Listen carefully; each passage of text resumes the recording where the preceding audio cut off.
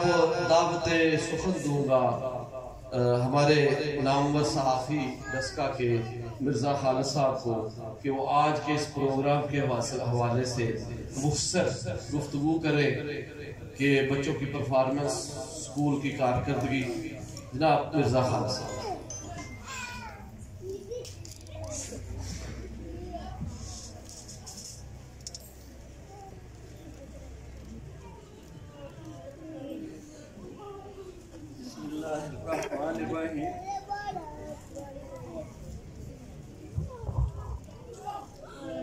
नहमदुहु व नसल्ली अला रसूलिहिल करीम, अम्मा बाद, अऊज़ु बिल्लाहि मिनश शैतानिर रजीम।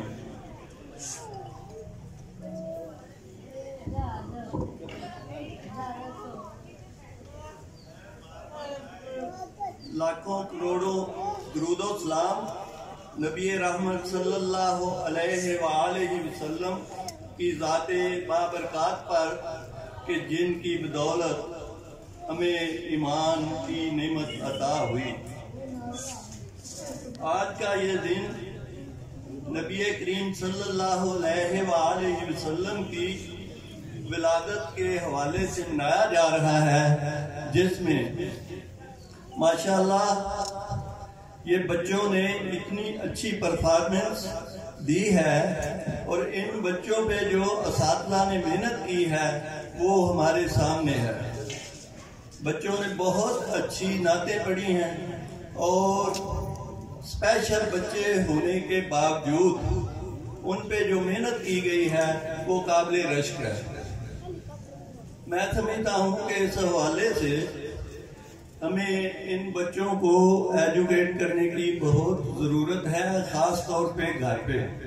घर वाले जो हैं वो भी बहुत मेहनत करते हैं और जब कोई बच्चा स्पेशल होता है तो उस वक्त सिर्फ वो बच्चा ही मुतासर नहीं होता, बल्कि उसके सारे खानदान वाले, रिश्तेदार, अजीज़ों कारब सब मुतासर होते हैं और सब लोगों की ख्वाहिश होती है कि इस बच्चे पे तवज्जो दें। मेरी गुजारिश है कि हर कोई अपने बच्चों पे भरपूर तवज्जो दे और इनके लिए हर किस्म की आसानियाँ पैदा करे।